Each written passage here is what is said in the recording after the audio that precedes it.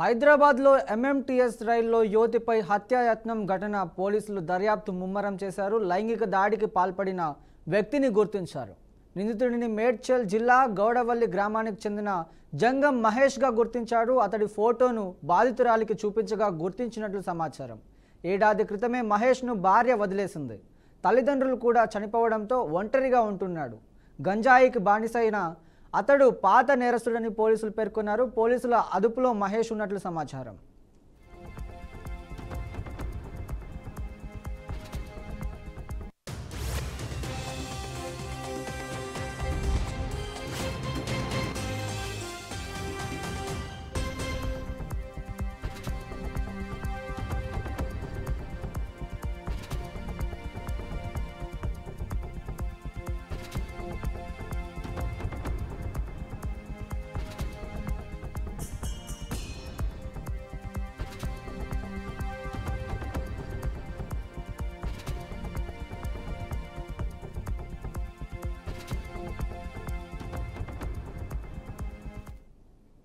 మొత్తం 4 బృందాలుగా విడిపోయి పోలీసులు నిందితుడి కోసం గాలించారు. సికింద్రాబాద్తో పాటు అక్కడి నుంచి మేడ్చల్ వరకు 28 కిలోమీటర్ల ప్రాంతంలోని రైల్వే స్టేషన్లో అన్ని సీసీ కెమెరాలు పరిశీలించారు. ఏపీలోని అనంతపురం జిల్లాకు చెందిన యువతి నగరంలోకి ఒక ప్రైవేట్ సంస్థలో పనిచేస్తోంది. మేడ్చల్లో ఉంటున్న యువతి ఈ నెల 22న సాయంత్రం సెల్ ఫోన్ రిపేర్ కోసం సికింద్రాబాద్ వచ్చింది.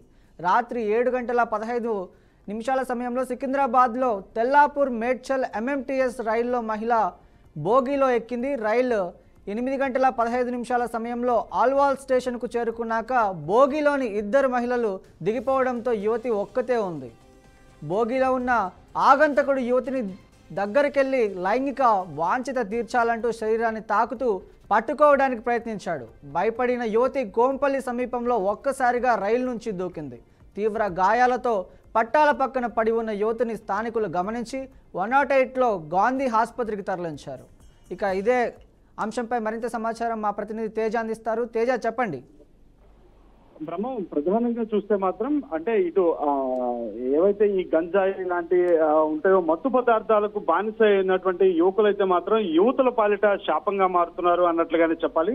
ప్రధానంగా చూస్తే ఒక దారుణమైనటువంటి సంఘటన చోటు చేసుకుంది అన్నట్లుగానే మనం ప్రధానంగా చెప్పాలి. ఎందుకంటే గత 22వ తేదీ ఎంఎంటీఎస్ రైల్లో ఇటు అనంతపురం నుంచి వచ్చినటువంటి మహిళగా కూడా గుర్తించారు. ఆమె అనంతపురం నుంచి ఇక్కడ ఒక ప్రైవేట్ కంపెనీలో ఉద్యోగం చేస్తున్నారు ఆ మహిళ అన్నట్లుగా కూడా పోలీసులు గుర్తించడం జరిగింది. అయితే ఆ మహిళ ఇటు మేడ్చల్ నుంచి తెల్లాపూర్ వరకు ఎంఎంటీఎస్ ట్రైన్ లో ప్రయాణం చేస్తున్న నేపథ్యంలో అయితే మాత్రం ఒక సెల్ ఫోన్ షాప్ కి తను ఆ రిపేర్ కి వెళ్ళింది. అనంతరం అక్కడి నుంచి తిరుగు ప్రయాణంలో ఆ ఎంఎంటీఎస్ రైలు ఎక్కినటువంటి నేపథ్యంలో ఒక స్టేషన్ దగ్గర తనతో పాటు మరొక 2 మహిళలు కూడా జర్నీ చేస్తూ ఉన్నారు. ఆ 2 మహిళలు వారి స్టేషన్ రావడంతో దిగిపోయినట్లుగా కూడా పోలీసులు అయితే విచారణలో తెలుసుకున్నట్లుగా కూడా తెలుస్తుంది. అయితే ఆ ఒక్క మహిళ ఒక్కతే ఉండటం చూసి మాత్రం అతను సదరు ఇటు మేడ్చల్ జిల్లా గౌడవల్లికి సంబంధించినటువంటి వ్యక్తి జంగం మహేష్ గా కూడా అతను గుర్తించారు. అతనైతే తనతో తీవ్ర స్థాయిలో అసభ్యకరంగా పాటు అంటే తనను తాకేటువంటి ప్రయత్నం చేయడంతో పాటు తన లైంగిక వాంఛ తీర్చాలని చెప్పి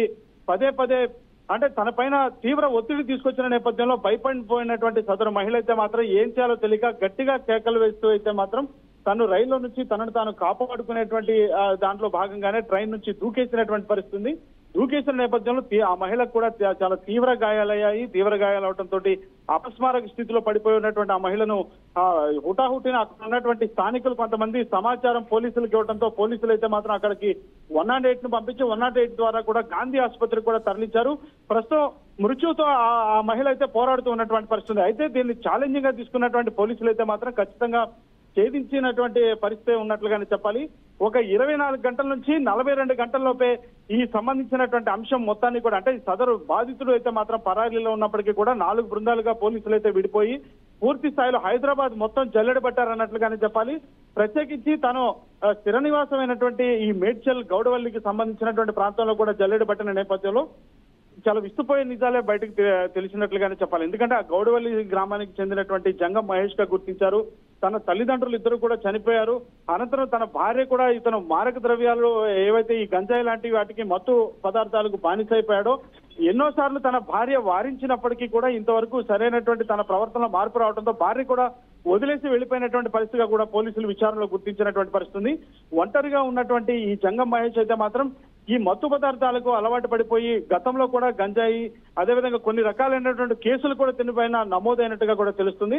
సో మొత్తంగా అయితే మాత్రం పోలీసులు అయితే చాలా చాకచక్యంగా కూడా 4 బృందాలుగా విడిపోయి జంగం మహేష్ అయితే అదుపులోకి తీసుకున్నారు. జంగం మహేష్ కి సంబంధించినటువంటి అతను సదరు మహిళకు చూపిస్తే సదరు మహిళ కూడా ఇతనే తన పైన లైంగిక దాడికి పాల్పడ్డాడు, లైంగిక దాడికి యత్నించాడు అనేటువంటి విధంగా కూడా ఆ మహిళ గుర్తించినటువంటి పరిస్థితిలో ప్రస్తుతం అయితే మాత్రం జంగం మహేష్ పోలీసులు అదుపులో ఉన్నాడు. పోలీసులు అయితే మాత్రం చాలా చాకచక్యంగా కూడా ఒక 24 గంటల నుంచి 48 గంటల లోపే ఈ యొక్క అంటే జరిగినటువంటి ఆ నిందితుడిని అయితే నేరస్తుడిని వెంటనే అదుపులోకి తీసుకున్నారు అన్నట్లుగానే మనం చెప్పాలి Brahmam. Okay, thank you Teja.